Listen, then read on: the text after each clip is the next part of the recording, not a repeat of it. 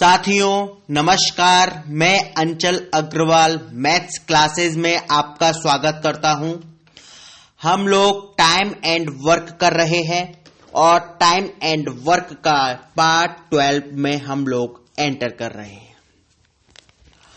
Part 11 में जैसे कि मैंने आपसे बात की थी कि कुछ एक जटिल प्रकृति के प्रश्न आपके सामने प्रस्तुत होंगे, जिसमें से एक मैंने प्रश्न सॉल्व किया था पार्ट 11 में। उसी तरह का जो दूसरा प्रश्न है, समझिए, उस प्रश्न को लेते हैं और अब कोशिश हमारी ये रहेगी कि हम एक ही प्रश्न को अधिकतम लेने की कोशिश करें, क्योंकि प्रश्न जटिल हैं, समझना जरूरी है। भले ही थोड़ा सा बड़ा लेक्चर बने या छोटा लेक्चर बने, पर कोशिश मैं करता हूं कि भी एक ही प्रश्न को मैं समझाने का प्रयत्न करूं।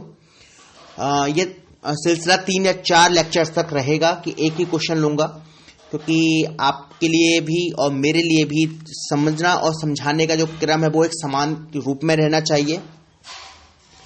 चलिए, प्रश्न है आपका, ए और बी किसी काम को क्रमशः 30 दिन एवं 40 दिन में अलग अलग समाप्त कर सकते हैं।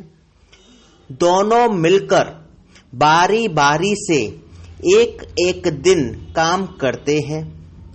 सबसे पहले मिस्टर ए काम करना आरंभ करते हैं, तो पूरा काम कितने दिनों में समाप्त हो जाएगा? सबसे पहले आप ये समझिए कि पूर्व में किए गए प्रश्न और वर्तमान में किए जा रहे प्रश्नों में क्या भिन्नता है। पहले जो हमने प्रश्न किया था, इस तरह से प्रश्न गढ़े होते थे कि ए और बी है, 30 और 40 दिन में काम कर रहे हैं, दोनों मिलकर कितने दिनों में समाप्त काम कर लेंगे, पूरा काम कितने दिनों में समाप्त हो जाएगा, ये प्रश्न था। अब इसमें और इसमें अंतर क्या है, समझिए। इसमें भी यही चीज है कि भाई ए और बी मिलकर काम कर रहे हैं और पूरा काम कितने दिनों में समाप्त हो जाएगा, लेकिन शर्त सिर्फ एक रख दी कि भाई पहले दिन तो ए काम कर रहा है और दूसरे दिन बी कर रहा है, फिर तीसरे दिन ए कर रहा है, चौथे दिन बी कर रहा है। इस तरीके से क्रम चल रहा है। बस ये थोड़ी सी जटिलता है और कुछ नहीं। समझिए आप कि ऐसा नहीं है कि अब ए और बी दोनों मिलकर एक ही पर्टिकुलर डे में काम कर रहे हैं। नहीं, ए एक दिन कर रहा है, उसके अगले दिन बी कर रहा है, फिर उसके अगले दिन ए कर रहा है, फिर बी कर रहा है, ए बी, इस तरीके से काम हो रहा है। Got it?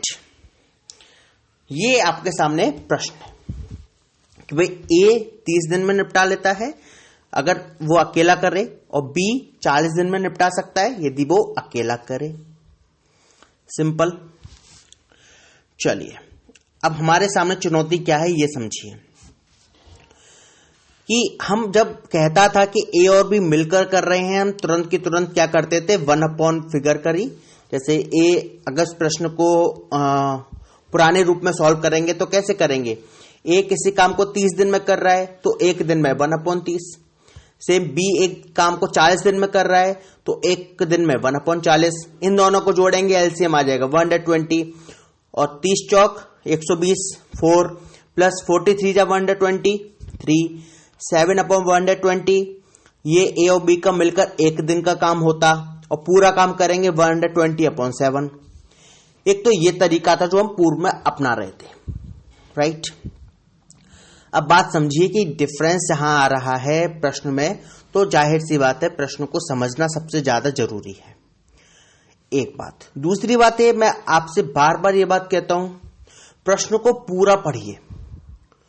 प्रश्न को आप ऐसा ना हो कि आपने अंदाजा लगा लिया कि यार चलो ए और बी दे रहा है 30 और 40 दिन, दोनों मिलकर आपने पढ़ा और काम पूरा कितने दिन में हो जाएगा आपने ये पढ़ा और आप लग गए सॉल्व करने के लिए, तो आप पेपर में निश्चित रूप से गलत कराएंगे। हमारा उद्देश्य क्या है, प्रश्न को ठीक करना। सेकंड उद्देश्य है प्रश्न को समय पर ठीक करना। ऐसा ना भी ना हो कि आप एक ही प्रश्न में पूरा दिन लगा दें और आप आउटपुट को अच्छे से ना प्राप्त करें। ठीक है, चलिए अब समझिए। पहले दिन यदि ए काम कर रहा है, इसका मतलब क्या है, एक दिन में ए ने कितना काम किया होगा, 1/30। अगले दिन बी कर रहा है तो बी ने कितना एक दिन में काम किया होगा 1/40। इसका मतलब है दोनों ने 2 दिन में कितना काम किया ये पता कर लेते हैं। दोनों ने 2 दिन में कितना काम किया ये पता कर लेते हैं। तो इन दोनों को ऐड कर देंगे, कितना आएगा, सेम फिगर आएगी 7/120। ओके, 7/120 2 दिन में कर रहे हैं, राइट। अच्छा, अब मुझे एक चीज बताइए, पूरा काम कितना, हम हमेशा कितना काम मानते हैं पूरा, 1 राइट। 2 दिन में काम हो रहा है 7/120, ठीक है। अब मुझे आप एक चीज बताइए कि अगर हमें एक काम निकालना हो तो हम क्या करेंगे। यहां पर थोड़ा समझने की कोशिश कीजिए, मैं क्या कह रहा हूं इसको थोड़ा सा ध्यान से समझिएगा। अगर 2 दिन में कोई व्यक्ति 7/120 काम कर रहा है, ठीक है, और हमें पूरा एक काम निकालना है, हम क्या करेंगे, हम सबसे पहले उस एक फिगर से मल्टीप्लाई करेंगे दोनों साइड में जो कि 120 से कम हो, मतलब जिसका मल्टीपल करेंगे तो 120 से कम आए। 2 दिन का मतलब क्या, इज इक्वल टू क्या दे रहा है 7/120। तो 7 में हम ऐसी कौन सी फिगर का मल्टीप्लाई करें कि मल्टीपल होके वो फिगर 120 के सबसे ज्यादा नजदीक हो लेकिन 120 को क्रॉस ना करे, क्योंकि यदि 120 को क्रॉस कर गई फिगर तो वो वैल्यू 1 से ऊपर हो जाएगी। Got it. चलिए कीजिए मल्टीप्लाई। मैंने इसलिए कहा था आपसे टेबल याद करिए, टेबल बहुत ही जरूरी होती है। ओके, चलिए मैं फिर भी आपके लिए सिंप्लीफाई करने की कोशिश करता हूं। यदि 15 का मल्टीप्लाई करेंगे दोनों तरफ क्या आएगा, तो यहां पे तो 30 डेज हो जाएगा, 15 × 2। इस साइड में क्या होगा 7 × 15, 15 7 जा 105, जो कि 120 से कम है मान सकते हैं। लेकिन क्या इससे बड़ी फिगर है कोई, चेक करते हैं। 16 लेके देखते हैं, 16 2 जा 32 हो जाएगा, 32 डेज। इधर क्या होगा 16 7 जा 112, ये भी 120 से छोटी है। क्या इससे भी कोई और फिगर हो सकती है, अगली फिगर चेक करते हैं। 17 में 2 डेज का मल्टीप्लाई करेंगे 34 डेज हो जाएगा, और 17 में यदि हम 7 का मल्टीप्लाई करेंगे तो 17 7 जा 119 होता है, जो कि 120 के बहुत ज्यादा नजदीक हो गया 119। अब अगर हम 18 का मल्टीप्लाई करेंगे तो आप समझ रहे होंगे कि 18 7 जा ज्यादा हो जाएगा, 126 हो जाएगा, राइट, जो कि 120 से अधिक है। इसीलिए दोनों तरफ किस फिगर का मल्टीप्लाई होगा 17 का। 17 का आपने यहां मल्टीप्लाई किया तो कितना हुआ आपका 34 डेज, यहां मल्टीप्लाई किया तो 119 हुआ आपका, ठीक है। अच्छा, अब मुझे एक चीज बताइए, जब आपका 119 काम हो गया, आपने 17 का मल्टीप्लाई कर दिया, ओके, तो आपका काम कितना बचा। हम क्या करते हैं, बचे काम के लिए नीचे की फिगर से ऊपर की फिगर को माइनस कर देते हैं। 120 में से 119 को माइनस करेंगे तो 1 बचेगा, 1/120 हो जाएगा, राइट। ओके, अब हमारे सामने विचाराधीन प्रश्न क्या है, वो ये है कि अब हम वैल्यू को कैसे फाइंड आउट करें।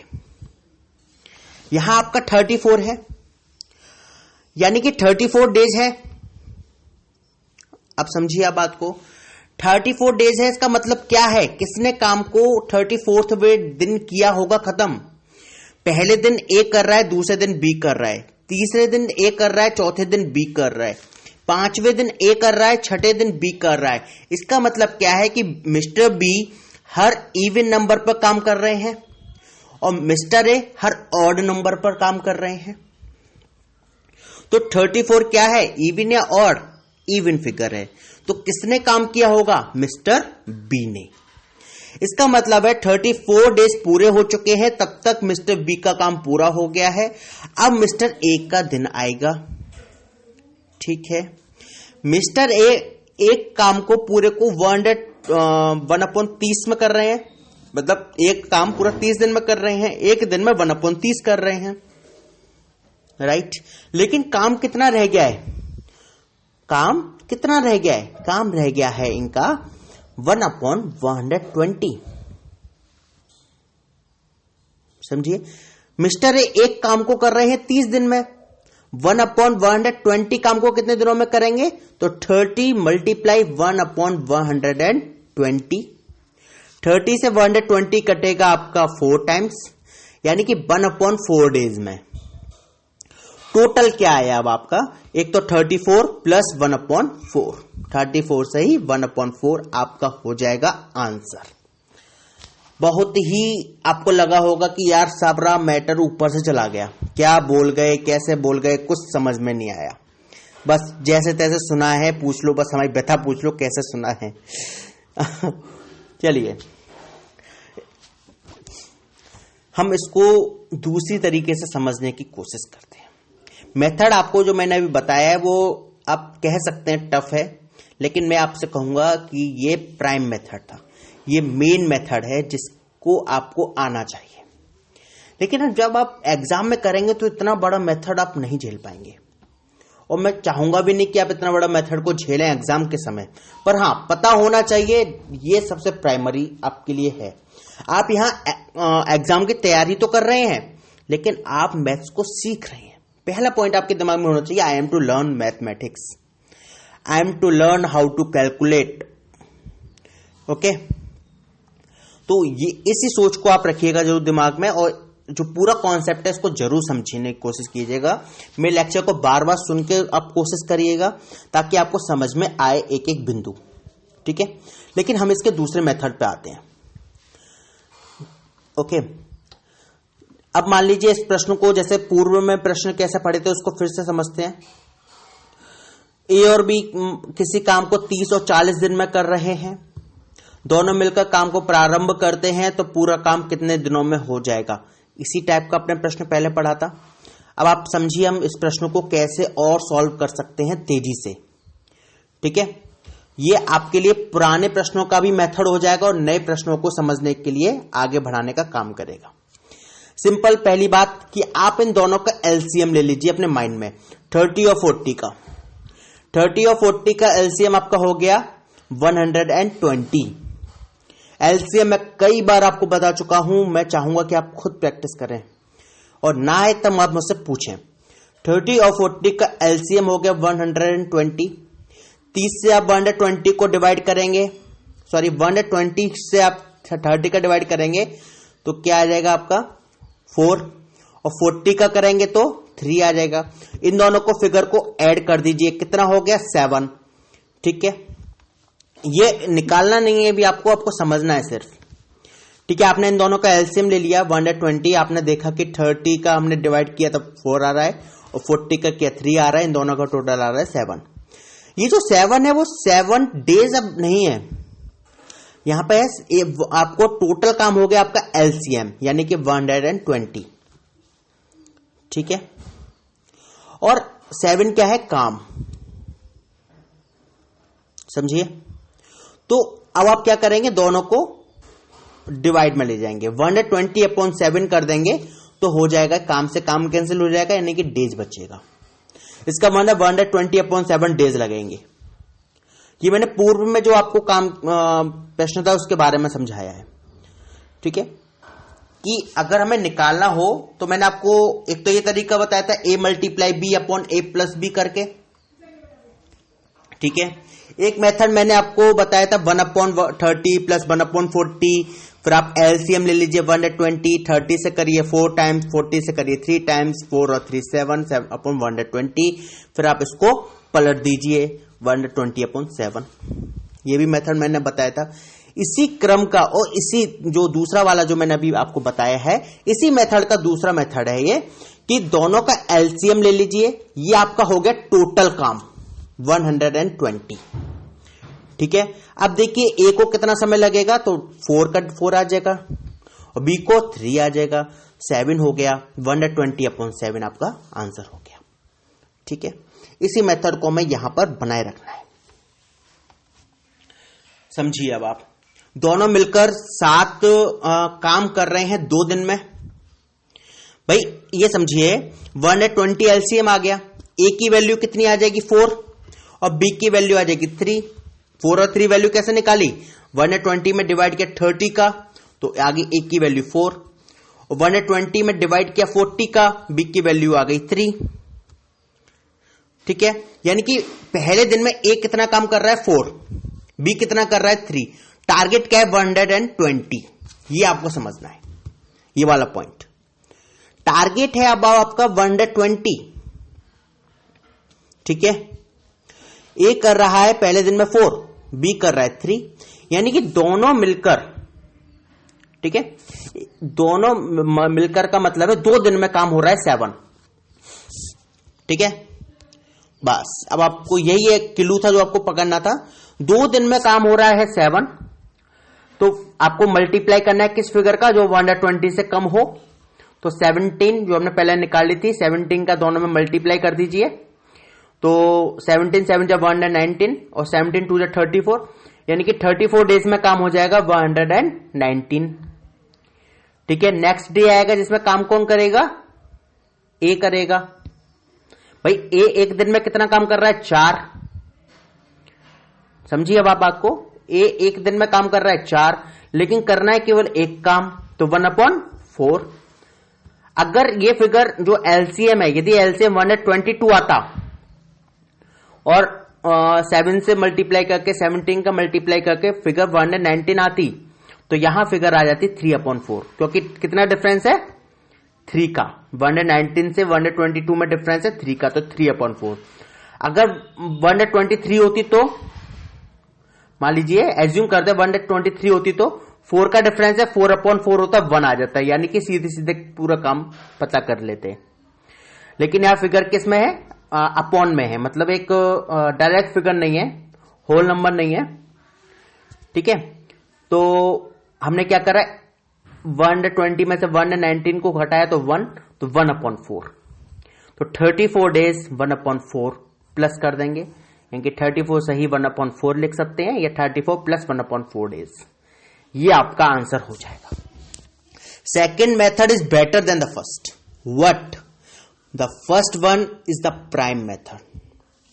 Okay, so you will have to learn both the methods so that you may not confuse and get your right answer at right time. Got it? चलिए, इसी के साथ ही मैं अपनी वाणी को यहीं विराम देना चाहूंगा और मैं चाहूंगा कि आप मुझे अपने फीडबैक दें, साथ ही साथ मुझे बताएं कि समझने में कितनी तकलीफ हुई। मैं आपसे ये नहीं कहूंगा तकलीफ हुई या नहीं हुई, तकलीफ हुई होगी इसलिए कह रहा हूं समझने में कितनी तकलीफ हुई, और ये आप ही मुझे बता सकते हैं, मैं खुद अपने आप को नहीं बता सकता, तो इतनी मदद आपको मेरी करनी होगी। Thank you.